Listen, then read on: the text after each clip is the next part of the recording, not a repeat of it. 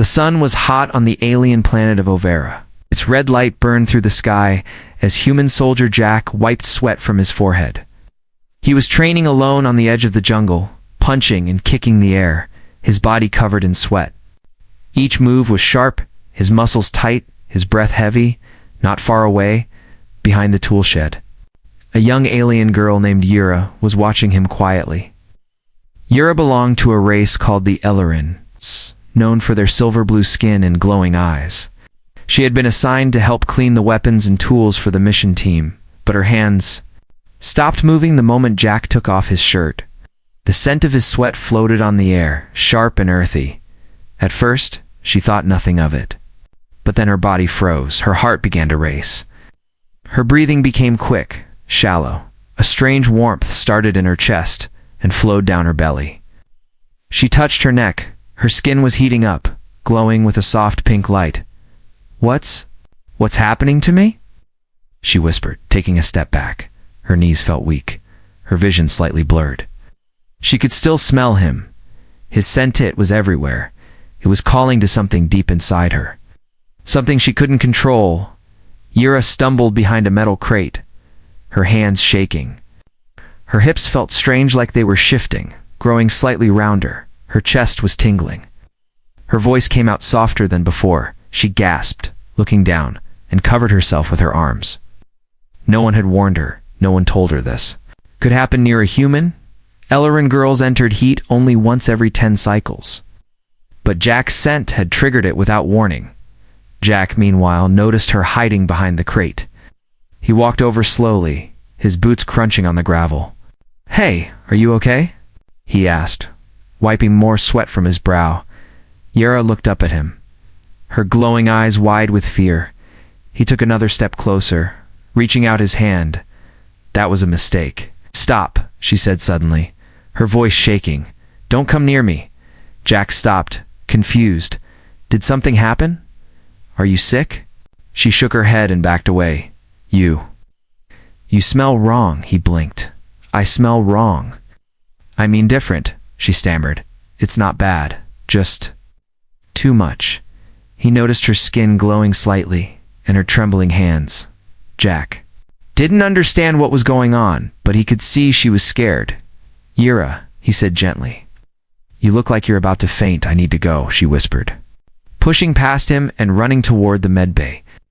Jack stood still, confused and worried. He looked at his own sweaty body, then glanced back at the spot where she had been hiding. Something was definitely wrong, but he didn't know what. Yura reached the medbay, nearly collapsing into the arms of the ship's alien medic. The medic scanned her quickly and frowned deeply. Her glowing skin, increased heart rate, and body changes told him everything. "She's in early heat," the medic said, his voice serious. "Impossible," Yura gasped. "I'm not due for another 6 years." "It's been triggered by something external," the medic said, looking at the readings. "Something powerful, something primal." Then his eyes narrowed. "You were near the human soldier, weren't you?" Yura nodded, embarrassed. "He was sweating a lot," she whispered, and I couldn't stop smelling it," the medic sighed, walking to a shelf and pulling out a cooling gel. "You need to avoid him," he said. "Your body is reacting to him like he's a mate." Yara's face turned red, her ears twitching in panic. "I don't even know him that well," she whispered. "Doesn't matter," the medic replied. "Your body doesn't care about feelings. It reacts to scent." She sat on the cold table, silent, outside. The sun was still hot, and Jack was still training, unaware of what his sweat had just started, unaware that someone nearby was struggling to keep her instincts under control, unaware that his scent had flipped a switch that couldn't easily be turned off. Yura looked toward the door, her hands clenching the table. "I don't want to feel this," she whispered, but it was already too late. The medbay was quiet, lit with a soft blue glow. Yura sat on the edge of the bed, a cold pack on her neck. Her skin was still warm, but her glow had dimmed a little. The ship's alien medic, Dr. Kalix, stared at his screen, tapping his fingers. Nervously, "This is rare," he said at last, his voice calm but serious. Yura looked up. "How rare?" Kalix turned the screen to face her. Triggered heat from an external species has never been recorded before in our ship logs. Her throat tightened. You mean? Yes, Calyx nodded. You're the first Ellerin to go into reproductive. Heat because of a human, Yura felt like the floor was falling beneath her. She had trained for battle, survival, diplomacy, but not for this. Not for her body betraying her in front of a soldier she barely knew. I didn't want this, she whispered, tears forming in her eyes. I know, Kalak said gently. It's not your fault, but you must be careful now. He tapped a few buttons, sending a signal to the lab's mainframe. If you stay near him, the reaction will grow stronger. Yura stood slowly, her legs shaking. But we're on a 2-week joint mission. She said, we're assigned to the same outpost. Calyx sighed, rubbing his temples. That complicates everything, he muttered. I can give you temporary blockers, but they're weak, and they won't stop instinct. She clenched her fists. So what should I do? Avoid him completely. Calyx looked at her seriously. Avoid touch. Avoid shared spaces if possible. And most importantly, don't let your mind start to accept the bond. What bond? She asked quickly. Calyx hesitated. The mating bond. Yura gasped. Stepping back that only happens when two souls align, she said, voice trembling. Calyx nodded. Yes. And your body thinks his is a match. Meanwhile, Jack had returned to his room. Still puzzled, he had taken a long shower, but his thoughts were stuck on Yura. She had looked scared, more than scared, like something inside her had snapped. He didn't understand alien biology, but something told him it wasn't just a fever. That night, Yura stayed in her quarters, lights off, lying awake on her cold bed. Her hand was pressed to her stomach, which still felt like it was burning. Every time she closed her eyes, she saw his face, smelled his scent. The blockers had dulled the glow, but her thoughts, those were still out of control. She sat up suddenly and pulled her blanket tight. This isn't love, she whispered to herself. This is biology, nothing more. But a soft ache in her chest said otherwise. The next morning, Jack walked into the command room and froze. Yura was there, standing by the mission table. Her expression came out not the same. Her posture had changed, her movements softer, more graceful. She didn't look at him, but he felt something strange in the air. The tension between them was thick, like a storm waiting to crash. Captain Arel briefed them on the supply run to the jungle outpost. Jack and Yura were paired again. Neither protested. But both knew this was dangerous now for different reasons. After the meeting, Jack gently tapped her arm as she passed. You all right now? He asked, voice low. Yura turned to him slowly, her eyes glowing faintly again. I'm fine, she lied. Let's focus on the mission. Jack nodded. But his fingers tingled where they had touched her. Calyx watched the two leave together. From the hallway monitor, he shook his head slowly. If they bond out there in the wild. He whispered to himself, there's no coming back from that. Yura and Jack climbed into the hover transport, silence between them, but inside her, the warmth was returning. The blockers were failing, and her instincts were sharpening again. Far above, the red sun rose slowly and deep within Yura's DNA. The ancient code of her ancestors pulsed like a drum. She didn't know if she would survive this mission without breaking, but one thing was clear. The human wasn't just her teammate anymore. He was becoming something far more dangerous, her possible mate. Asterisk, the jungle of Overa was silent, except for the buzzing of strange insects and the distant hum of the sun's heat pressing through the trees. Jack walked carefully through the dense green, his rifle ready. Beside him, Yura followed closely. Her steps quiet, her breathing measured, but inside her chaos, every time Jack moved, his scent floated back to her, even with blockers in her system. Her body was struggling. It was like standing next to a flame while pretending not to burn. Scan this area, Jack said, handing her a small device. Yura nodded, her fingers brushing his for just a second. That was all it took. The moment their skin touched, her breath hitched, her pupils widened. Her knees almost gave out. The scan device fell from her hand into the mud. Whoa, hey, Jack said, reaching out, catching her before she could fall. His arms wrapped around her waist, steadying her gently, but Yura went still, her body tensing, eyes closing, as her whole form trembled. Jack stared down at her glowing cheeks, her fast breathing. He had held her for only seconds, but her reaction was intense. "Yura," he said softly, "what's happening to you?" Her voice came out like a whisper, strained. "You touched me." Jack blinked. "Yes, you were falling." She looked up, her glowing eyes full of fear. "No one is supposed to touch me now." Before he could ask why, a loud growl echoed. From the jungle, something large moved through the trees. Jack pushed Yura behind him, his gun ready, but the creature turned away, uninterested, and disappeared. They stood in silence, the jungle now too quiet. Yura leaned against a tree, her hands shaking. Jack put his weapon down slowly, his tone gentler this time. "Please," he said, "just tell me what's going on." She hesitated, then spoke softly. "My body's changing," she admitted. "Because of you?" Jack raised an eyebrow. "Me? What did I do?"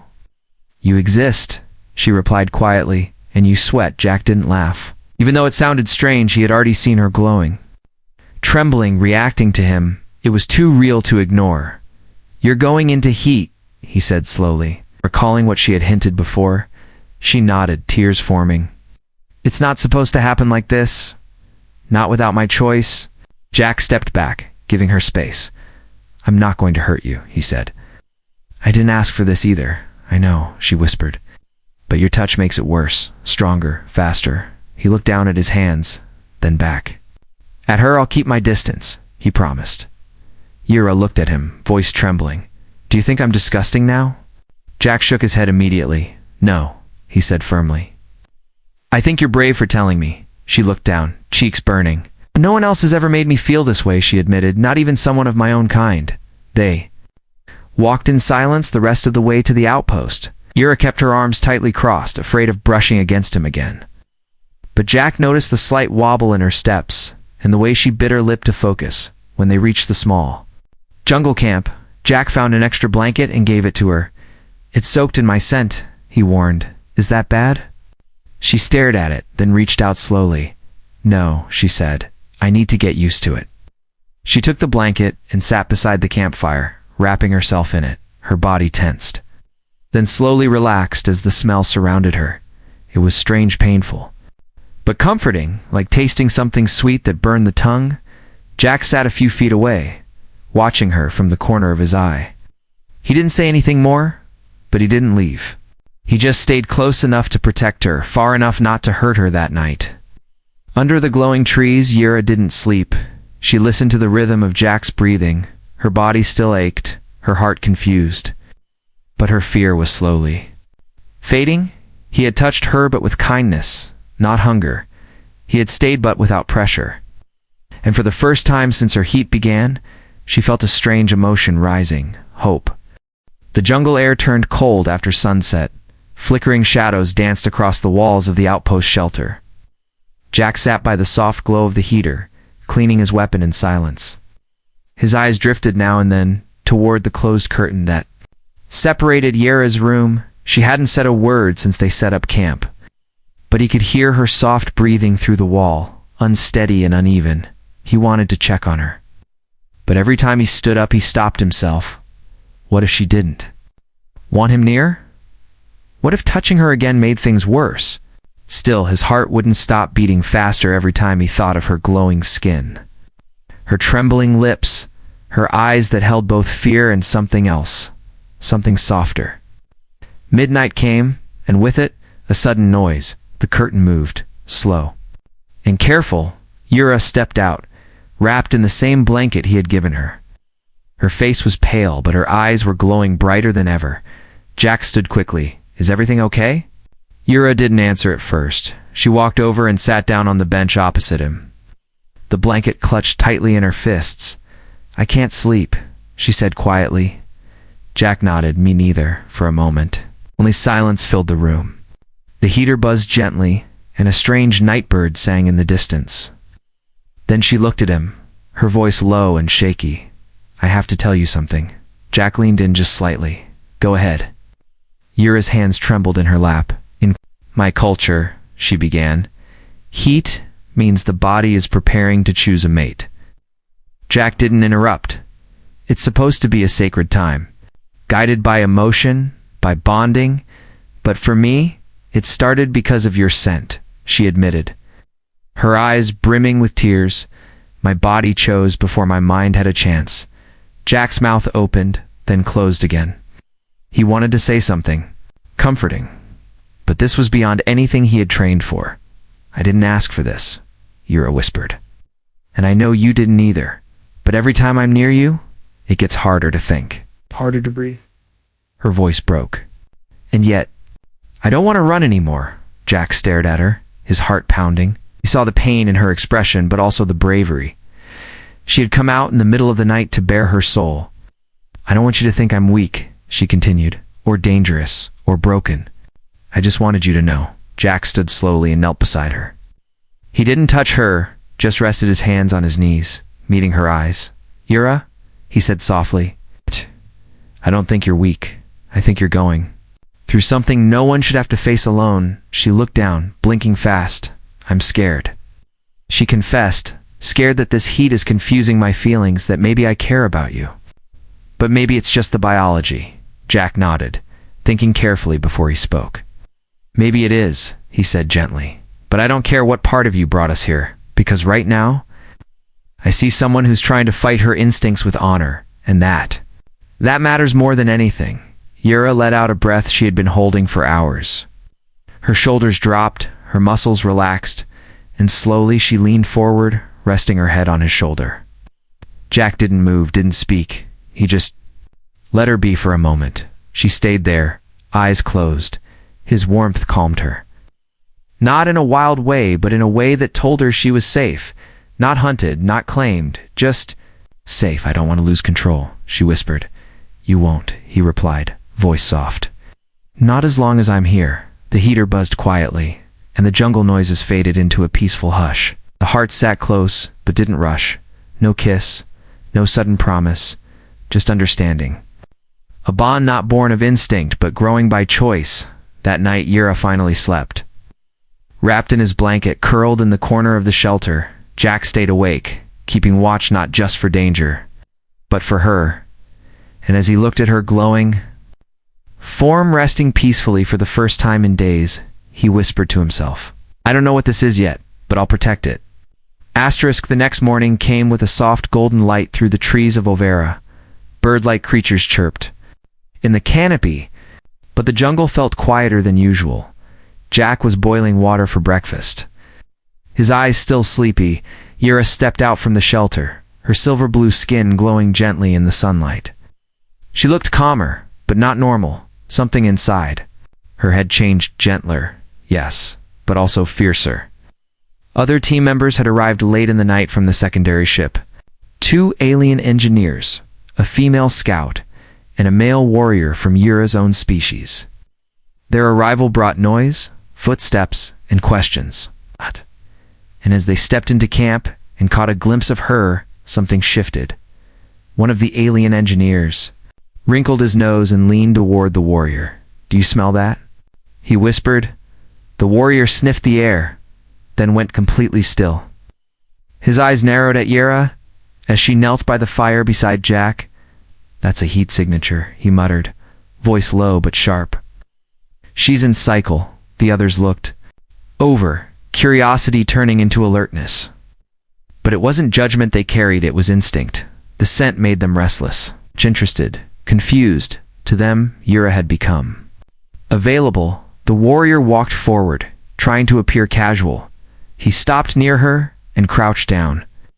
Pretending to inspect the heater coils, Yura didn't look at him, but her body tensed. He leaned closer and whispered, Are you alone? Stood immediately, stepping closer. She's not alone, he said, voice firm. The warrior turned, raising an eyebrow. You? He said with a smirk, You're not even her kind. Yura stood now too, her eyes locked on the warrior. She's bonded, Jack said before she could speak.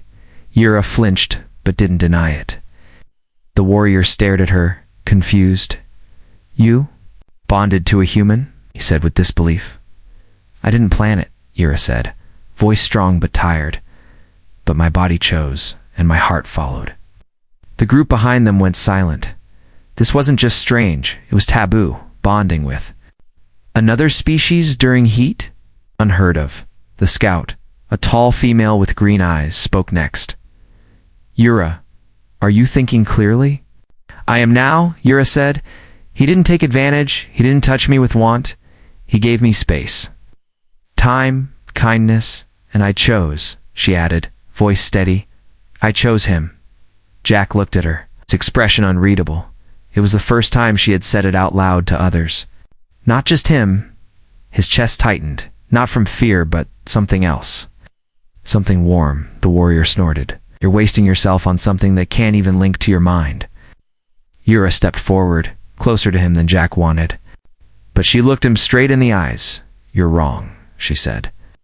He's already connected to me without even trying, and then something strange happened. The other aliens stepped back not out of disrespect, but recognition. A female in heat who declared her bond in public was not to be pursued. It was final, ancient tradition, if the bond was with a human. The warrior clicked his tongue and turned away. Your life, he muttered. Your mistake. But even he didn't challenge her again. Jack finally exhaled the breath he hadn't realized he was holding. Yura returned to his side. Not touching him, but standing close. Close enough for him to feel the heat of her body, the quiet strength in her choice. Sorry, she whispered, for making this harder for you. He shook his head. You didn't make anything harder, he replied. You just made it real. The camp slowly returned to its rhythm, but whispers still floated like smoke, alien and human bonded by scent. By instinct, by something they couldn't name. And yet, when Jack brought her water and she took it with a soft thank you, it no longer felt strange. It felt right. The sky above Overa had turned a soft violet. As evening came, the jungle sounds calmed. A warm wind brushed through the camp like a sigh. Inside the shelter, Yura sat alone. Her back against the wall, staring at her reflection in a piece of polished metal. Her silver blue skin glowed faintly, but her body no longer burned like it had before. The blockers had finally taken full effect. Her physical heat was gone, but her thoughts were not. The question that haunted her now was no longer about her body. It was about her heart, was what she felt for Jack, just a chemical bond born from scent and biology. Or had something deeper grown while she wasn't looking? She closed her eyes and whispered to herself, if my heat is over, why do I still feel drawn to him? She pressed a hand over her chest, the place where her heart thudded faster every time Jack looked at her, every time he spoke with that calm, quiet strength. Jack, meanwhile, sat near the fire, sharpening a blade. But his mind wasn't on the metal, it was on her. Since she had told the others she had chosen him, everything felt heavier. He didn't know what kind of future a bond between human and Ellerin could lead to. But what scared him most wasn't the unknown, was how much he wanted to protect her from it. Yura stepped out from the shelter, walking slowly toward the fire. Jack looked up as she approached. Her step soft, her expression unreadable. She sat beside him, not close.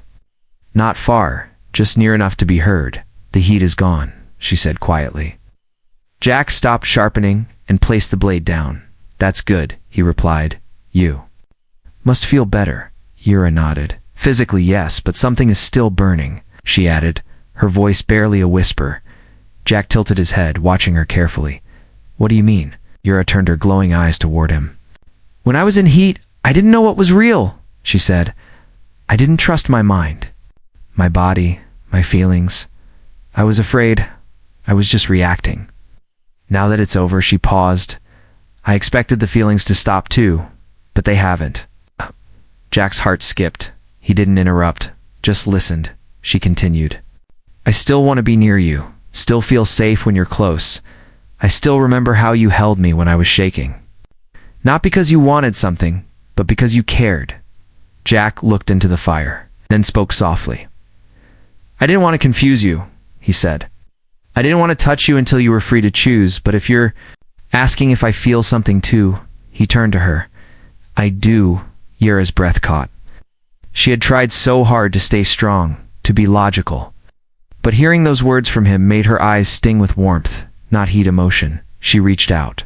Slowly, placing her hand over his. This time, there was no trembling, no panic, no racing heat.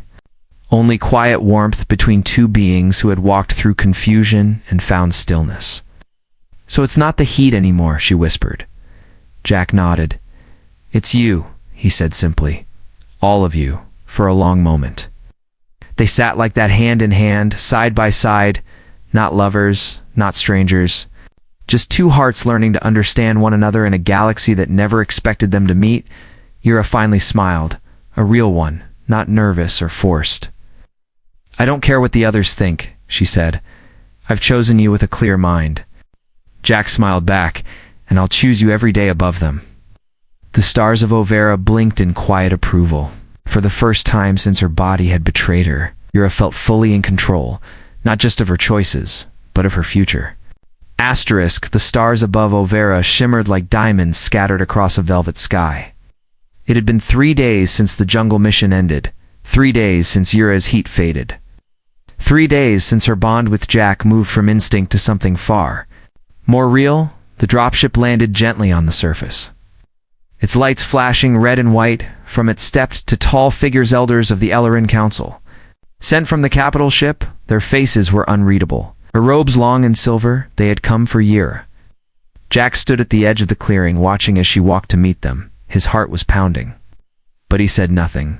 This wasn't his decision to make this time, it was hers. Yura stood tall, her hands by her side, her eyes calm. The elder with the longer horns stepped forward. "Yura of Clan Vaisha," he said in a deep voice, "you are called back. Your body has undergone early bonding, and we must repair the imbalance." She raised her chin slightly. "There is no imbalance," she said clearly. The elder frowned. "You bonded with a human during heat. That is not recognized by our laws." "I know," she said softly, "but I still choose him." Gasps rippled through the few Ellerin gathered near the ship. Even Jack took a step back, surprised by the force in her voice. The second elder, an older female with glowing tattoos, stepped closer. "You have the right to come home," she said gently. "We can clear your bond, remove the connection, give you back your path." Yura shook her head. "This is my path now," she replied. "Started in chaos, I'll admit that, but he stayed when I was weak. He saw me when I couldn't see myself, and he never asked for anything." Jack stepped forward now, slowly, unsure if he should speak, but Yura turned and met his eyes, smiling softly. "I'm not bound by instinct anymore," she said. "I'm bound by choice." The elders were silent. Then the female elder lowered her head respectfully. "Then we will not stop you," she said, "but your name will be removed from the bond archives." Yura nodded. "I don't need to be remembered by my past," she said. "I'll make a new name, one with him." She walked back toward Jack, each step slow but sure. When she reached him, she reached for his hand again. No more fear, no more trembling, only warmth and belonging. He looked at her, still unsure what to say. She leaned in and whispered, "You were never a mistake." He smiled, a little stunned. "Guess we're rewriting some alien rules now," he said quietly. She grinned. "Let them write new ones about us," as the ship lifted off, taking the elders with it. The jungle went quiet again. The stars above seemed brighter than before, and for the first time in her life, Yura felt like she was exactly where she was meant to be. Not a soldier, not a cycle-bound female, not a clan daughter, but a woman who chose love. And as Jack led her back to the fire, still holding her hand, she whispered one last truth under her breath. "It started with your scent, but it ends with my heart."